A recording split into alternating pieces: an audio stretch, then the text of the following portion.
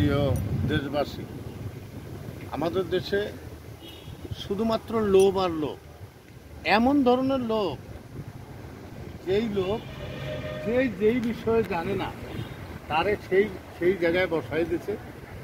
এখন ডাক্তারের কাজ আমি তো আর করতে পারবো না, আমার কাছে যদি রুগী আসে তাহলে তো আমি মাইরেই ফেলাম।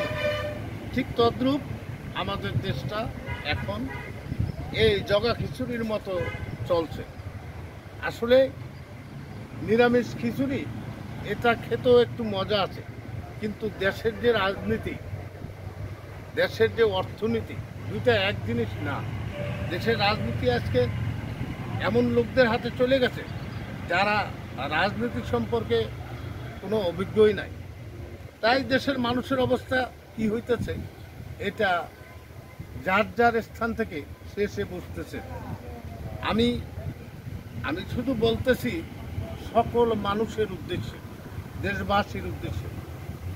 আসলে সামনের দিকে আমাদের দেশটা কিভাবে সুন্দর চলবে, কিভাবে আমাদের দেশের অর্থনীতির চাকা ঘুরবে, কিভাবে সাধারণ মানুষের জীবনযাপন করবে, এটা নিয়েই আজকের আমার কিছু কথা। তাই শুধু খাই করলে হবে না, শুধু লোভ নিয়ে বসে থাকলে হবে না। শুধু লোভ যদি আপনার এত থাকে তাহলে আপনি এর ভিতরে ঢুকলেন কেন? দেশপ্রেমিকের ভিতরে ঢুকলেন কেন? তাইলে তো আপনি অর্থনীতির ভিতরে ঢুকতেন, যাতে আপনি অর্থের চাকা ঘুরাইতে পারেন। আপনার জানা নাই কোন পথে কি হয়। আসলে দেশের মানুষগুলারে আপনারা কষ্ট দিচ্ছেন, দেশের সাধারণ মানুষের মনের কথা আপনারা বুঝতে পারতেছেন না। তাই অতি শীঘ্র দরকার দেশের নির্বাচন দিয়ে একটা গণতান্ত্রিক সরকারের হাতে দেশের ক্ষমতা বুঝিয়ে দেওয়া। তাইলে দেশটা সঠিক পথে ধাবিত হবে। নচেত সাধারণ মানুষের অবস্থা একেবারেই খারাপ হয়ে যাবে, দেশের অর্থনীতির চাকা খারাপ হয়ে যাবে, এমনকি দেশ অচল হয়ে যাওয়ার সম্ভাবনা আমি দেখছি। তাই আপনারা যে যেখানে বসে আমার এই কথাগুলো শুনবেন, একটু মনোযোগ সহকারে শুনবেন। আসলে ডাক্তারের কাজ মাস্টারের নয়, মাস্টারের কাজ ডাক্তারের নয়। কাজেই যার যেই দক্ষ তাকে ওই জায়গায় দিতে হয়, তাইলে সেই কাজগুলো ভালো চলে। আমাদের দেশে অদক্ষ কিছু লোকগুলায় দেশ পরিচালনা করতেছে, যারা দেশ পরিচালনার ভার তো দূরের কথা, রাজনীতি সম্পর্কেই কিছু জানে না। তারা আজকে হাতে তুলে নিয়েছে দেশের নেতৃত্ব, আর দেশের নেতৃত্ব তাদের হাতে যাওয়া মানে দেশটা গোল্লায় যাওয়া। তাই গেল রে গেল, দেশটা গোল্লায় গেল, এই স্লোগান নিয়ে কবে জানি হাজারো লোক রাস্তায় নেমে আসে, আমি বুঝতে পারি নাই।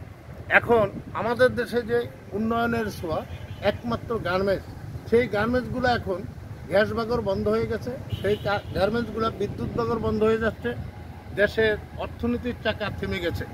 তাই আপনারা একটু চিন্তা ভাবনা করে সামনের দিকে সকলে ঐক্যমত হয়ে নির্বাচনের পথে আসেন।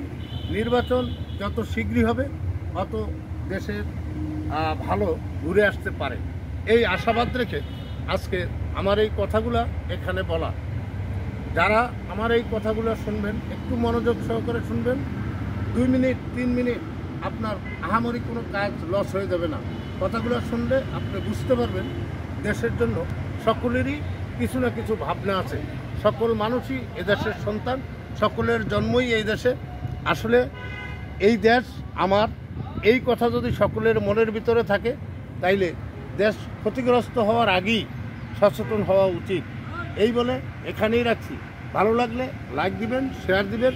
সকল মানুষের হাতে জানি আমার এই কথাগুলো পৌঁছে যায়, তাতে দেশের উপকার হবে, মানুষের উপকার হবে। এই বলে এখানে রাখছি।